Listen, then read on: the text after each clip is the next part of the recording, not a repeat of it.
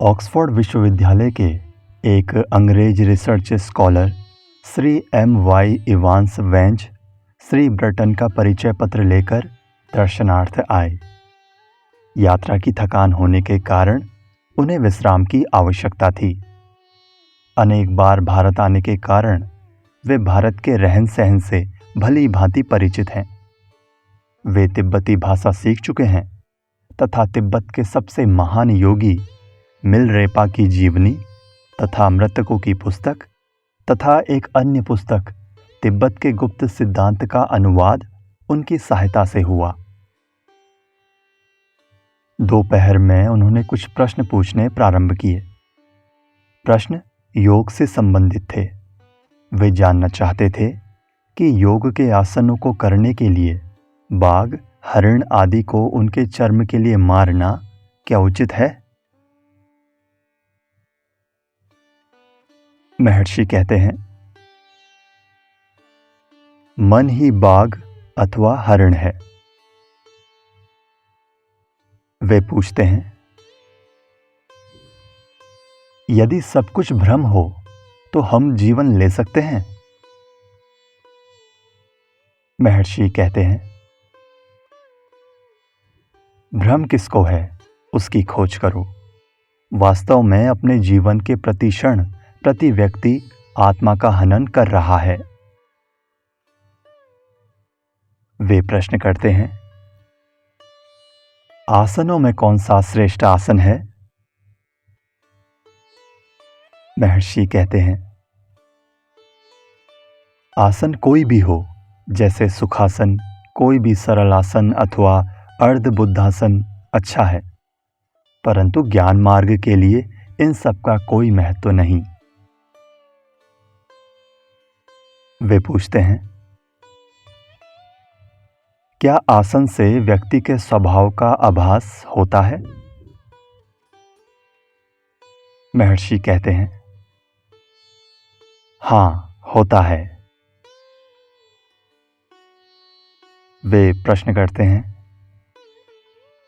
व्याघ्र चर्म, नमदा तथा हरिण चर्म के क्या क्या गुण व प्रभाव हैं? महर्षि कहते हैं, कुछ व्यक्तियों ने उनका अध्ययन कर उनका योग के ग्रंथों में वर्णन किया है। चुंबकीयता के संचालन प्रसंचालन से इनका संबंध है, पर ज्ञान मार्ग का इन चीजों से कोई संबंध नहीं। वास्तव में आसन का उद्देश्य आत्मा की अनुभूति तथा उनमें दृढ़तापूर्वक स्थिर होना है। ये आंतरिक है।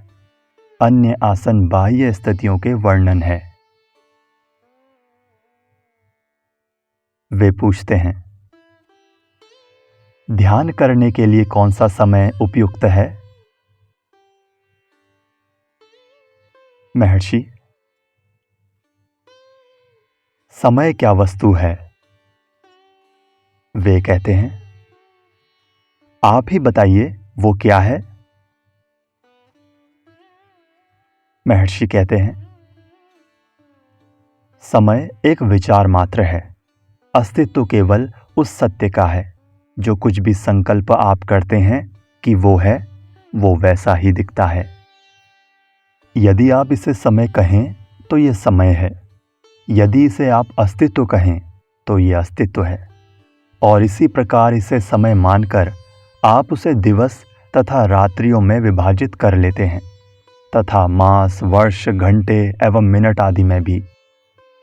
ज्ञान मार्ग का समय से कोई संबंध नहीं, किंतु प्रारंभ में साधक के लिए इस प्रकार के कुछ अनुशासन एवं नियम आदि सहायक हो सकते हैं। भक्त पूछते हैं, ज्ञान मार्ग क्या है? महर्षि कहते हैं, मन की एकाग्रता ज्ञान मार्ग तथा योग दोनों साधनों में समान रूप से आवश्यक है। योग का लक्ष्य जीव का ब्रह्म परम सत्य से एकीकरण है। ये सत्य कोई नवीन वस्तु नहीं हो सकती, ये तो अभी भी विद्यमान होनी चाहिए, और ये है भी। इसलिए ज्ञान मार्ग ये शोध करता है कि हमारा सत्य से वियोग क्यों कर हुआ। वियोग केवल सत्य से ही हुआ है। प्रश्न किया जाता है, माया क्या है? महर्षि कहते हैं, माया किसको है, इसे खोज लो तो माया का लोप हो जाएगा। प्रायः लोग माया के संबंध में जिज्ञासा करते हैं, किंतु माया किसको प्रभावित कर रही है इसकी परीक्षा नहीं करते। ये मूर्खता है। माया बाहर है तथा अज्ञात है, किंतु जिज्ञासा करने वाला ज्ञात है तथा अंतर में है। जो दूर है तथा ज्ञात है, उसकी अपेक्षा जो अति समीप तथा अपने अंदर है, उसकी खोज करो। वे पूछते हैं, क्या महर्षि यूरोप वासियों के लिए किसी विशेष आसन की सलाह देंगे? महर्षि कहते हैं, आसन निर्दिष्ट किए जा सकते हैं, किंतु ये जान लीजिए कि आसन निर्धारित समय तथा इस प्रकार की अन्य सामग्री के अभाव में ध्यान वर्जित नहीं है। वे प्रश्न करते हैं, क्या महर्षि विशेषतया यूरोप वासियों के लिए किसी विशेष पद्धति का निर्देशन करेंगे? महर्षि, ये साधक के मानसिक विकास के अनुसार ही होता है। वास्तव में कोई निर्धारित एवं निश्चित नियम नहीं है। श्री इवांस वेंज अधिकतर योग की प्रारंभिक साधना से संबंधित प्रश्न करते रहे, जिन्हें महर्षि ने योग के साधन मात्र कहा तथा योग को भी आत्म साक्षात्कार का साधन ही बताया, जो सबका लक्ष्य है। भक्त पूछता है, क्या सांसारिक कार्य आत्म साक्षात्कार में बाधक है? महर्षि कहते हैं, नहीं, ज्ञानी की दृष्टि में केवल आत्मा ही एकमात्र सत्य है। कर्म तो आभास मात्र है, वे आत्मा को प्रभावित नहीं करते। ज्ञानी कार्य करते हुए भी स्वयं को कर्ता नहीं मानता। उसके कार्य भी अपने आप होने जैसे होते हैं तथा वो पूर्णतया निर्लेप रहकर उन कार्यों का केवल साक्षी मात्र रहता है। इस प्रकार के कार्यों का कोई लक्ष्य नहीं होता। ज्ञान मार्ग का साधक कार्यरत रहता हुआ भी साधना कर सकता है। प्रारंभिक अवस्था में साधक को कुछ कठिनाई हो सकती है, किंतु कुछ अभ्यास के बाद शीघ्र ही इसका प्रभाव होगा तथा उसके कार्य में, उसके ध्यान में कोई बाधा नहीं होगी। भक्त पूछता है, अभ्यास क्या है? महर्षि कहते हैं, मैं की निरंतर खोज, जो कि अहम भाव का मूल स्रोत है। ये खोज करो कि मैं कौन हूं। शुद्ध मैं ही सत्य है, वही पर ब्रह्म सच्चिदानंद है। उसको भूलने से ही सारे कष्ट एवं क्लेशों का जन्म होता है। जब इसको दृढ़ कर लिया जाए तो व्यक्ति दुखों से छुटकारा पा जाता है। भक्त पूछता है, क्या आत्म साक्षात्कार के लिए ब्रह्मचर्य आवश्यक है? महर्षि कहते हैं, ब्रह्म में रहना ही ब्रह्मचर्य है। सामान्य धारणा में जिसे ब्रह्मचर्य समझा जाता है, उससे इसका कोई संबंध नहीं। वास्तविक ब्रह्मचारी अर्थात ब्रह्म में ही स्थित रहने वाला तो ब्रह्म में ही सर्वानंद की प्राप्ति कर लेता है। वो ब्रह्म आत्मा से भिन्न नहीं। फिर आनंद के अन्य स्रोतों की खोज क्यों? वास्तव में आत्मा से बाहर होना ही सारे क्लेशों का मूल है। भक्त पूछता है, क्या ब्रह्मचर्य पालन योग के लिए आवश्यक है? महर्षि कहते हैं, हाँ, ये सही है। साक्षात्कार के अनेक साधनों में ब्रह्मचर्य भी एक साधन है। भक्त पूछता है, क्या यह अत्यंत आवश्यक नहीं है? क्या विवाहित पुरुष आत्म साक्षात्कार कर सकता है? महर्षि कहते हैं, हाँ, निश्चय पूर्वक। ये तो मन की योग्यता का विषय है। विवाहित हो या अविवाहित, मनुष्य आत्म साक्षात्कार कर सकता है, क्योंकि आत्मा यही है तथा अभी है। यदि ऐसा नहीं होता तथा इसकी उपलब्धि कभी आगे होती एवं कोई नवीन वस्तु होती जिसे प्राप्त करना होता, तो ऐसा प्रयास वृथा ही होता, क्योंकि जो स्वाभाविक नहीं है वो स्थायी भी नहीं हो सकता। पर मैं ये कहता हूँ, आत्मा यहाँ है, अभी है तथा केवल उसी की सत्ता है। भक्त पूछता है, ईश्वर सब में सर्वव्यापक है, अतः किसी को किसी जीव का जीवन नहीं लेना चाहिए। क्या हत्यारे का जीवन लेने का समाज का अधिकार उचित है? क्या राज्य भी ऐसा कर सकता है?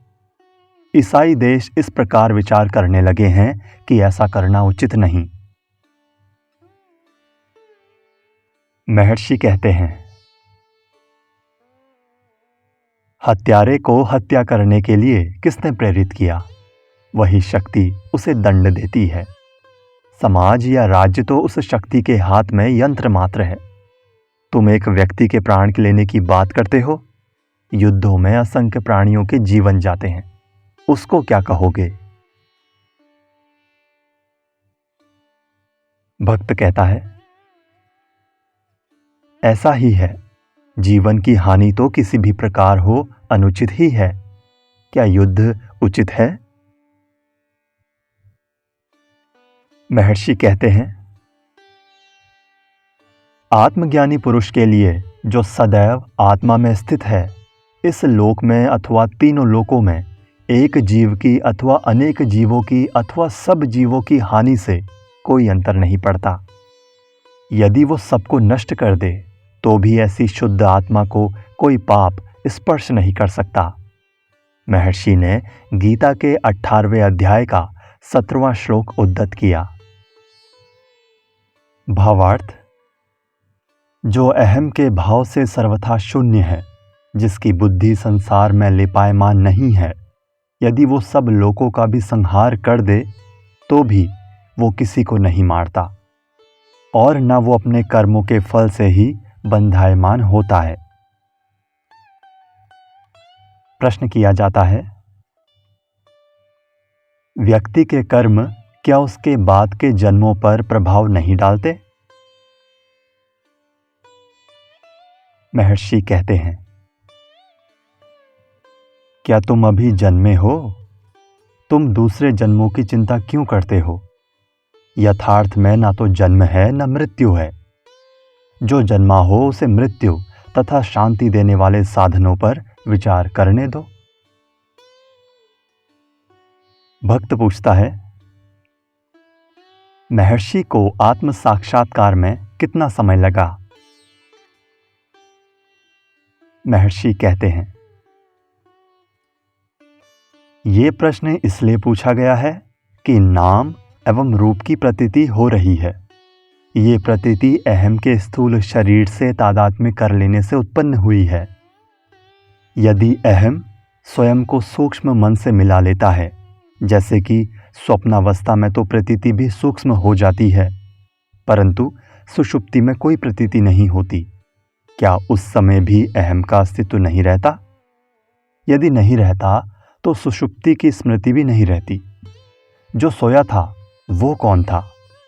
अपनी सुषुप्ति में तुम नहीं कह रहे थे कि तुम सो रहे थे, ये तो तुम अब जागने पर कह रहे हो। इससे सिद्ध हुआ कि अहम का भाव जागृत, स्वप्न व सुषुप्ति में यथावत रहता है। इन अवस्थाओं की तह में जो सत्य आत्मा है उसे जानो। वही सत्य इन सब अवस्थाओं की तह में है। उस अवस्था में केवल अस्तित्व अथवा सत्ता है। वहाँ तू, मैं या वो नहीं है, न वर्तमान, भूत या भविष्य ही है। वो देश अथवा काल से परे है, तथा अनिर्वचनीय है, वो तो सदैव है। जिस प्रकार केले का वृक्ष फल देकर समाप्त होने से पहले मूल की शाखें बढ़ाता है एवं अन्यत्र रोपे जाने पर ये शाखें पुनः फलवती होकर यही कार्य पुनः करती हैं, इसी प्रकार प्रारंभिक युग के एवं अत्यंत प्राचीन समय के गुरु जिन्होंने अपने ऋषि शिष्यों के संदेह मौन से निवारण किए थे, ऐसी शाखाएं छोड़ गए हैं जो निरंतर बढ़ रही हैं। गुरु उसी दक्षिणामूर्ति की शाखा है। ये प्रश्न ही नहीं उठता, जबकि आत्मा का साक्षात्कार हो चुका है। भक्त पूछता है, क्या महर्षि को निर्विकल्प समाधि होती है? महर्षि कहते हैं, यदि नेत्र बंद हों तो वो निर्विकल्प है, यदि नेत्र खुले हों तो वो सविकल्प है। यद्यपि इसमें कुछ अंतर है, फिर भी पूर्ण शांति रहती है। सर्वथा विद्यमान स्वाभाविक अवस्था सहज समाधि की है। श्री इवांस वैंज ने पूछा, कुछ योगियों के पास चमत्कारिक सिद्धियां होती हैं, महर्षि का उनके बारे में क्या विचार है? महर्षि कहते हैं, सिद्धियां सुनने से या देखने से जानी जाती हैं। इस प्रकार वे मन के ही क्षेत्र में हैं। भक्त कहता है, श्री ब्रंटन मद्रास के एक योगी के विषय में कहते हैं, जो हिमालय स्थित अपने गुरु से संपर्क बनाए हुए है। महर्षि कहते हैं, ये कार्य सर्वपरिचित टेलीपैथी से अधिक आश्चर्यजनक नहीं है। बिना श्रोता के टेलीपैथी तथा बिना दृष्टा के टेलीविजन संभव नहीं। दूर से श्रवण करने अथवा समीप से श्रवण करने में क्या अंतर है? महत्व केवल श्रोता का है। बिना श्रोता के श्रवण नहीं और बिना दृष्टा के दर्शन नहीं। भक्त कहता है, आपका निर्देश ये है कि मैं दृष्टा पर ध्यान दूं, दृश्य पर नहीं। महर्षि कहते हैं, दृष्टा और दृश्य तो मन के उदय होने के पश्चात ही भासित होते हैं। दृष्टा, दृश्य एवं सिद्धियां भी मन में ही रहती हैं। भक्त पूछता है, क्या अरुणाचल पर्वत पर ज्योतियों के प्रादुर्भाव का दर्शन हो सकता है? महर्षि कहते हैं, हाँ। भक्त कहता है, क्या कैलाश पर्वत, वाराणसी आदि पवित्र क्षेत्रों में जाने से क्या कोई मनोवैज्ञानिक प्रभाव पड़ता है? महर्षि कहते हैं, हाँ, पड़ता है। भक्त फिर पूछता है, क्या काशी में देह त्याग से कुछ लाभ होता है? महर्षि, हाँ, होता है। इसका अर्थ तो वास्तविक काशी तथा वास्तविक देह त्याग का अर्थ जानने से ही स्पष्ट होगा। तभी भक्त कहता है, आपका भाव यह है कि यह सब आत्मा में है?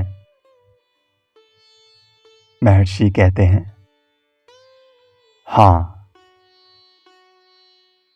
भक्त प्रश्न करता है,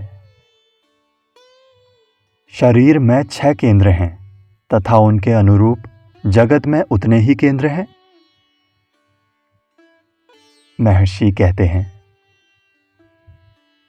हाँ, जो जगत में है वो देह में है तथा जो देह में है वो जगत में भी है। भक्त कहता है, क्या काशी की पवित्रता केवल विश्वास मात्र है अथवा बाह्य रूप से भी वो वास्तविक है? महर्षि कहते हैं, दोनों हैं। भक्त पूछता है, कुछ लोग एक तीर्थ स्थान की ओर आकर्षित होते हैं, कुछ दूसरे की ओर।